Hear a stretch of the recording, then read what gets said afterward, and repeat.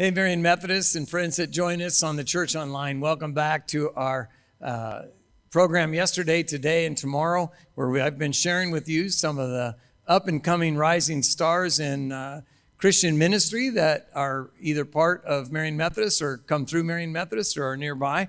And today, we have the wonderfully talented Reverend Leandra Essler. Welcome, Leandra. Yeah, thanks for having me. I'm glad I could make it over to this part of Iowa. I'm glad to have you here. Leandra actually grew up in and around Marian Methodist, going to summer games, which actually, even though this is next week, it's finishing today down in Grinnell. Yeah, I've been following the Facebook updates on it. It's exciting. It's exciting. So Leandra was earlier this summer ordained as an elder in full connection, which means you're at the highest level of ordination in the Great Plains Conference, which is Kansas and Nebraska, and she currently serves in Omaha. So Leandra, since I've known you a minute or two, and by the way, she's also a state champion in basketball and That's close to in softball. 0 minutes, but you still get a ring. You still get the ring Yep. for Linn-Mar High School, but I know that you're a great part of the team. So, Leandra, known you for a long time. Mm-hmm.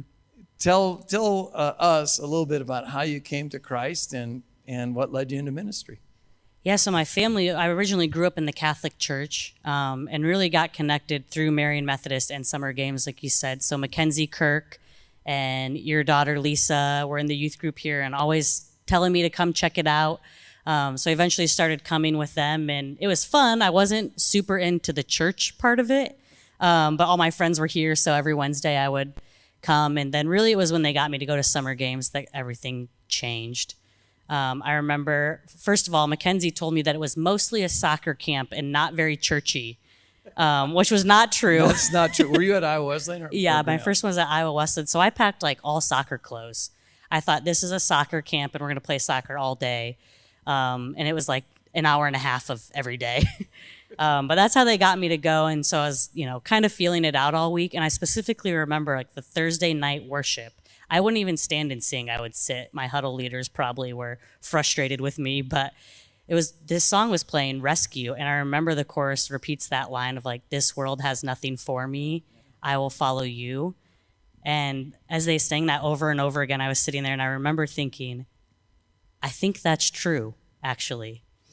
Yeah. I'm like watching all my other friends in this like relationship they have and the experience they have, and I'm like, whatever's going on with them, I don't have it, but I want to have it. Mm-hmm. And I think, I always think of that chorus, this world has nothing for me, I will follow you. And that kind of was the big turning point for me. And I came back, and when I came to youth group, I was like, okay, I actually want to I want to know what these people are talking about. I want to know what's going on here. So, right. Yeah. Well, you were a great leader in high school and on. So then somewhere later on in your high school, something else started churning and you thought, I don't want to be an old guy like Mike, but maybe a pastor or something, right? Yeah, that also happened at summer games. I think by then I was a huddle leader, going into my senior year of high school. And I forget who was speaking, but they were talking about Pentecost and the Holy Spirit coming down. And always give credit to the interviewer. Yeah. So I think it was you, Pastor I'm pretty sure it was Mike. It was very powerful. And so Pastor Mike was up there. It's a great sermon on Pentecost, the Holy Spirit. But then afterwards, they said, if you're feeling the Holy Spirit move and you feel like you either want to go into full-time ministry as a pastor or work in the church or to be a missionary and go around the world, they had people up front that you could come pray with that did that. And it never crossed my mind until then, but I was sitting there and I was like, I feel like I'm supposed to go down there. And I was like, why am I supposed to go down there? I don't want to do either of those things. So I didn't. I actually ended up not going down, and over the next few weeks, it just started bothering me a little bit, and then I think I eventually reached out to you and we met and just started talking about it, and here I am. A lot of times our mind says go, but our body says no, and then eventually it turns around and says, yeah. No, I don't want to do that, and you find yourself throwing yourself into it. So you went off to Creighton, and I know that Leandra was an exceptional student at Linn-Mar High School, went to Creighton with great grades, could have been a doctor. God called you into ministry, but here's what I know too, is when you're at Creighton, I kept telling you, I want you to meet this guy. I was his mentor years previously, because I've been around a little bit, and you said, yeah. And he'd say, oh, okay, whatever. Finally, you were about ready to go in your senior year, and I said, Okay, I'm setting up a blind coffee date for this. Yep. He's probably 20 years older than you, and I said, get together. Now tell us what happened from there. Yeah, so we eventually met. Neither of us drink coffee, so we got tacos. But yeah, we just met and talked, and we both like soccer. We're both from Iowa. We're both Packer fans. Had all this in common. And he was like, "You should come out and look at our church." So actually, they were worshiping in a high school, but they had a rented office space that was kind of their ministry center. So he's like, "You should come check it out." So I went out there, and when I got out there, he just started giving me stuff to do. He was like, "Can you write this small group curriculum? Can you look over this? Can you send this email?" And I just did it. And when I left, he was like, "All right, 9:00 next Wednesday." And I was like, "Sure." So I just kept going in every Wednesday and doing random stuff. And eventually they started paying me. And I said, "Do I work at this church now?" And Craig's like, "Oh yeah, I forgot to tell you, like, do you want to be our intern?" And I was like, "I think I already am, so yes." I remember you calling me and saying, "I think I got a job I didn't apply for." Yeah. Because you were an EMT in college, right? Yep. You were I was working in as a paramedic on the night shift, and then I would work at the church during the day, and I ended up being the intern there for 2 years. Right, because Craig before then went on a seminary. long sabbatical, and you took over the whole church. Yep. For a while, and then went off to Duke. Graduated from one of the things. If you went to Duke as a seminarian, you're always kind of snotty about it because everybody else says, "Oh, I went to seminary at the University of Denver. I went to seminary at Asbury." Duke people always say, "Well, when we were at Duke," and we're just supposed to. Oh, okay. So Leandra is highly educated, overeducated to be a pastor, probably, but I'm just kidding. I kid the Christians. In the medical knowledge, yes. I haven't had to use it once. There Luckily. you go. So tell us about what you're actually doing at the Water's Edge and kind of where that's at. Yeah, so after seminary, I got appointed back to Water's Edge. The DS called me and said, "We'd like you to go to this church." And I said, Because Iowa didn't put up a good enough fight, my opinion. I said, "I actually know them, and I will go back there." But it's kind of cool because they didn't have, I'm an associate pastor now, and Craig is the senior pastor, but they didn't have an associate before me. So it was really cool to come in. The church didn't know what to do with me. I didn't know what to do with myself. Craig didn't know what to do with me. So I kind of got to create my own position a little bit and pick and choose what sort of stuff I want to do. So I'd say in general, it's mostly adult discipleship, our discipleship classes. We have a big small group ministry that I oversee. And then I've just picked up some random mission stuff. We just started a really new, exciting mission thing. We adopted a neighborhood in North Omaha. Yeah, I saw that. Tell me a little bit more about that. Is it a immigrant and refugee neighborhood or just urban poor? Or what do you got? No, it's just like the lowest income, a lot of poverty, a lot of violence. North Omaha is just known for those things. And so there's a Christian organization called Abide that works in there. And they divided it up all into zones. And they're asking churches to adopt a zone. So we've adopted the Miller Park neighborhood. And then how Abide works is they actually have people move into the neighborhood. So they live in lighthouses. And they live in the neighborhood, and their role is to just be a light. So they get to know all the neighbors. They beautify the neighborhood. They, invest in a lot of the kids and youth there that, there's high rates of single parent homes and stuff like that. So they really just go in and they're missionaries, and they just share the love of Jesus with their neighbors. And so our zone has 3 lighthouses. So we support their ministry. Oh, fantastic. Yeah. So do they also have secular jobs or something like that? Or is that okay? So they come home and then that's their ministry, kind of a great parachurch kind of ministry of Matthew 25, really getting down in the neighborhood and helping folks out. And that's where the name Abide comes from. They go, it's not, people driving in to come and do stuff. They actually abide in the neighborhood and our neighbors with the people. So we're just really excited to support the people who are doing that work day in and day out. Right. And I know at the church you're serving at right now, you guys were in a building project. I think you're either 3 months done sooner than us or 3 months later. I can't remember much anymore. I know you got married in that beautiful church there in the western part. Well, I think it's almost in Colorado, as far west in Omaha as you guys that's what my friends in downtown Omaha call it. Yeah, it's out there, man. I couldn't believe it. It's like we go at 120th. You keep going. Anyway, Gretna or someplace. I don't know. But it's still very much metropolitan. Omaha and doing a great ministry there. So do you teach a class then too, or do you teach any kind of groups when you say you small group curriculum, but do you get the opportunity to lecture or teach or anything like that? Yeah, so we do a thing on Thursday nights called We University. Since our church is the Water's Edge, we put we in front of everything. So we kids, we youth, We University is our Thursday night classes.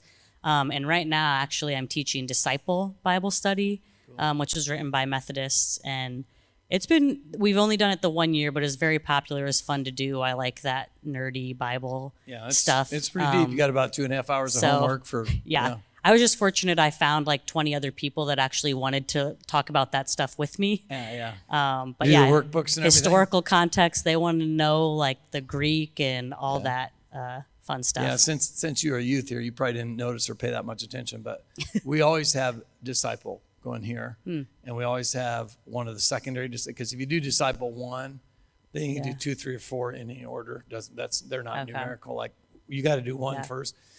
But that's been one of the wheelhouse programs at Marian Methodist, which is a shameless plug. Sign up for Disciple this fall. Okay. It's a very great program. I will say we kind of cheat. We're doing the fast track. Yeah. We do the fast track too. Okay. We do fast track on Sunday morning. In the afternoon classes, we do the whole 34 week or 32 weeks or whatever it is. So it is awesome. Yeah. So Leandra, you've done a lot of cool things in ministry. So now one of the things I want you to do is help our ministry here, because the week after this shows, I'm going to be preaching on Mark chapter 6. And those of you that have been part of this program know that I'm such a nice host that I send out assignments and then say, come back and give us a little Bible. So fire away. What do you got on Mark chapter 6? Is this part of a series that you're doing? Yeah. Is there a theme, or you want to hear mine first? I want to hear yours. It'd be more interesting. I think the first time I read it, it's the disciples being sent out and they're doing ministry, but Jesus didn't go with them. True. He gave them like specific instructions. And I think now as a pastor reading this, I just was thinking as a pastor, and part of my job with ministry at the small groups and adult discipleship, like it seems like 50% of my job sometimes is asking people, will you lead this? Yeah. Will you teach this? Will you show up to this? Do the things they already signed up to do. All right, yeah. And a lot of times the response is, well, I don't know enough about the Bible. I've never done it before.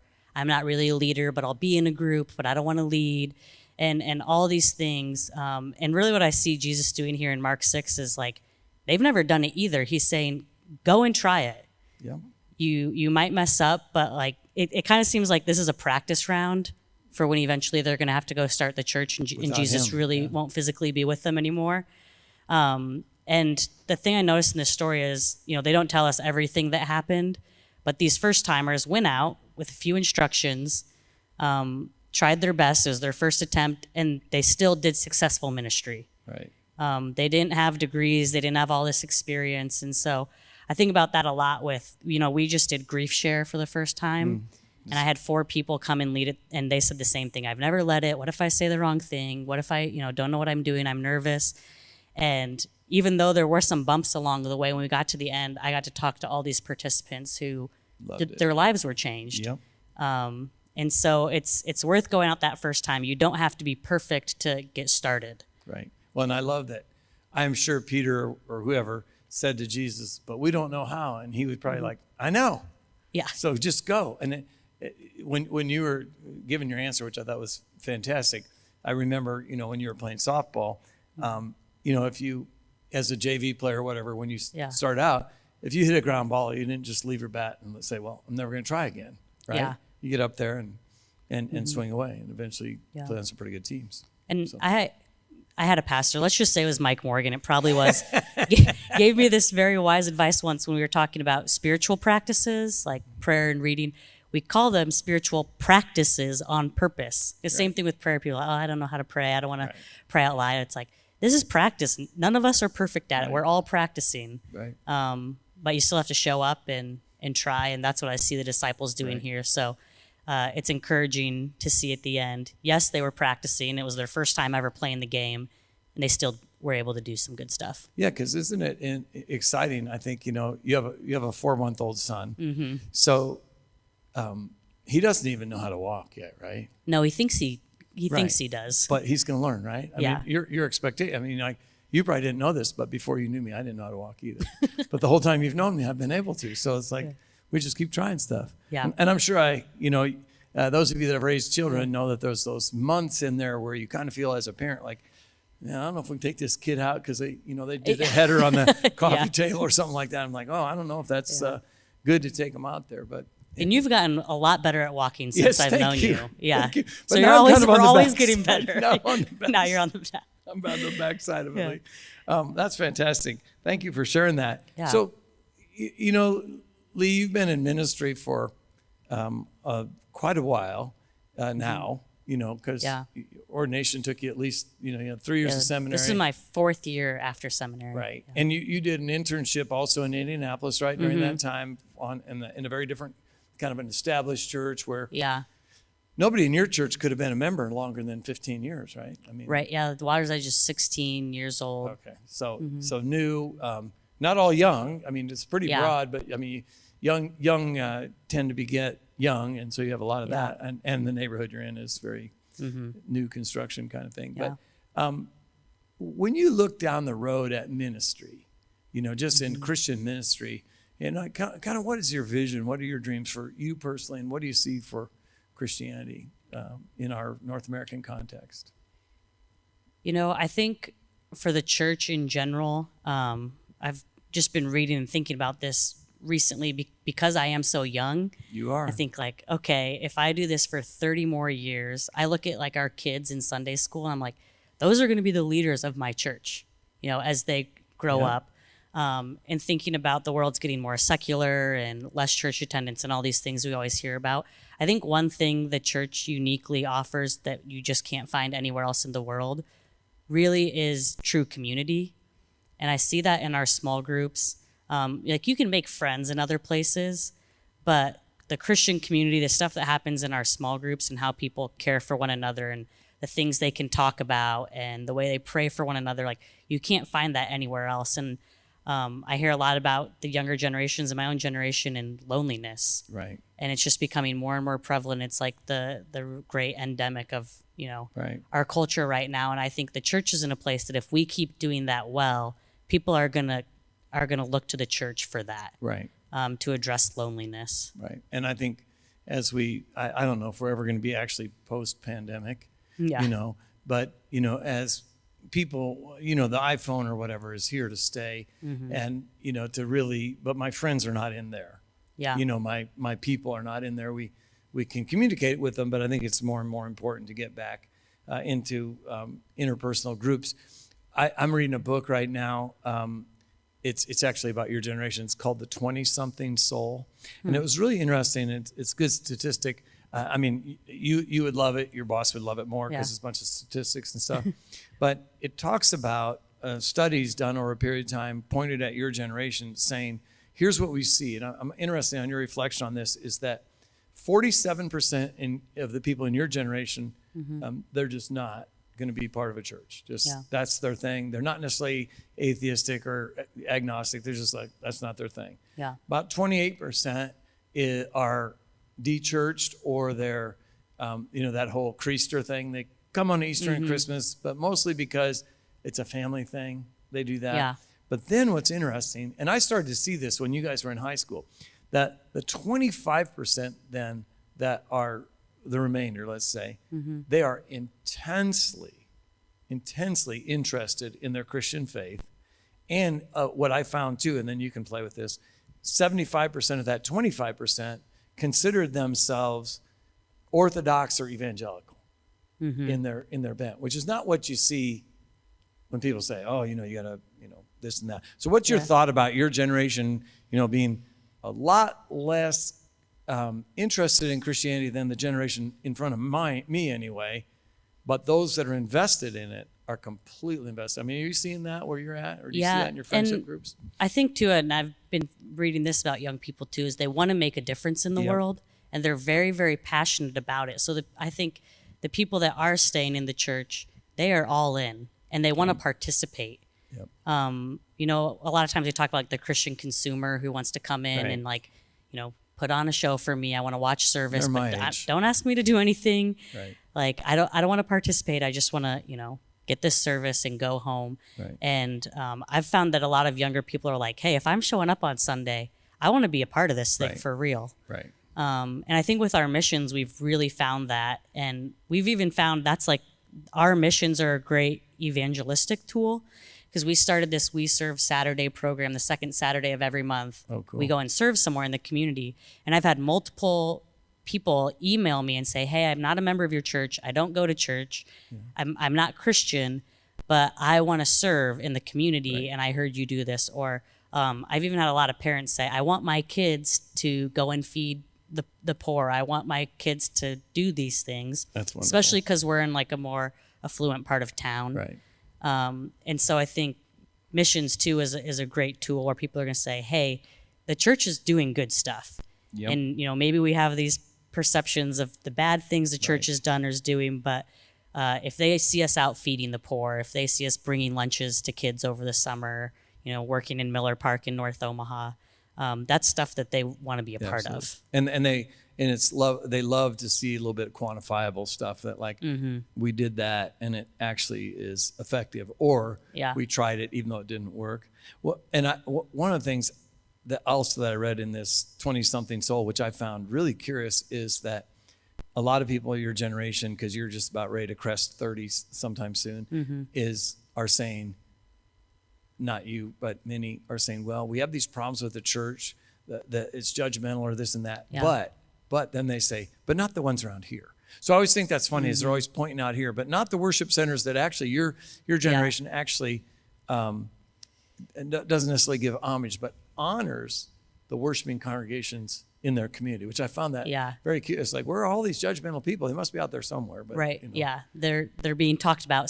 I had an interesting, so one of my friends from Creighton recently asked me to do her wedding. Cool. And her family's actually from Iran and, didn't grow up in a Christian home at all. And I don't think she's totally overexcited about the church at all. Right. But then reached out to me to do her wedding. And I was like, that's really interesting that she would still reach out to her friend, like, because I work at a church and because I'm ordained. And I think it's that same idea is, okay, I don't like the stuff the church is doing, but she likes all these Christians and that she likes knows. you. Yeah. And you obviously will do a good job. Yeah. So hopefully it'll be my first one with all my college friends there. It'll be a little different than that'll be awesome. Doing it at church. There you go. Yeah. So you're a few hundred weddings behind me, but good luck. I always, you do those first few, which you did a few years ago. Those are always kind of nervous. So, so I get a question about Marian Methodist. So you spent a summer here as our ministry intern. Do you remember any of that? And if so, what's one or two nuggets that you really took away from thinking, working in a church would be a cool thing for me? Yeah, so that was my first internship, really first time ever working in the church. And I remember one thing I learned that summer is, okay, I thought being a pastor was you come in and you do all the work of the church. Right. And then I realized it's actually mostly leader development and volunteer recruitment and equipping the people of the church to do the work of the church. Absolutely. And that was a huge shift in my mind of, I thought I would come in, I have to run all the ministries, I make all the decisions, I teach all the classes, I write all the curriculum, I do all the stuff. And really it's, okay, you could never pull that off. There's way too much. But really seeing how the people of the church are running all of those things and the pastor is kind of guiding them and leading them, but the pastor is not doing all the work. True. Certainly not. So that was a big shift for me. And I think the thing that I enjoyed the most and really liked was just the relationships. Right. Spending time with people, getting to hear people's stories. And I think one time in one of our reflections, we talked about just what ministry can be really busy and stressful sometimes, but then like when you sit down and think about it, you get to be a part of all these holy moments with people. Absolutely. Like even at weddings, you get to be a part of that with them. At funerals, you get to be a part of that moment in people's lives. Just the small conversations you have. Yeah. You get intimacy beyond what should be your privilege, really, with people's lives and that. And, when you were talking about Grief Share, we also have Grief Share here. And when you think about that, just those intimate moments that people are grappling with in their lives. And you at the end of the class, I know our leaders oftentimes will say, I kind of back to your disciple moments, I didn't have the ability to do what went on, but God did some magnificent things just because, we were equipped to show up in such a thing. So cool. All right. Well, you got a minute or so left, Leandra. Anything else you want to reflect on in ministry? Anything you'd love to share with the wonderful folks of Marian Methodist or the internet? I think the one thing I thought just coming back here, and this wasn't even the church building that I was in, but thinking about summer games being this week and everything as I look back, the friends that I'm still closest with, the people who have had the biggest impact on my life are from youth group and summer games. our group of friends, it wasn't all soccer girls. It wasn't all people on my basketball team. Like, we had cheerleaders, poms, basketball, softball. Like, the one thing that brought us together was our faith. And through college, even seminary, like, friends come and go, people come out of your life, move away, you fall out. I've never fallen away from that group of friends or out of connection with them. That's awesome. And there's just nothing like that. And I think about that with our youth now, is these relationships will, have a huge impact on your life. Invest in these. Other friends are going to come and go. Yeah. Your church friends are always going to be there. That's wonderful. Yeah. Cool. Thanks for sharing that. Yep. And I want to tell all of you, Leandra sounds really good in this sound system, and she's pretty smart. So if we ever needed a new pastor, maybe in a few years. God bless you all. See you soon. Bye.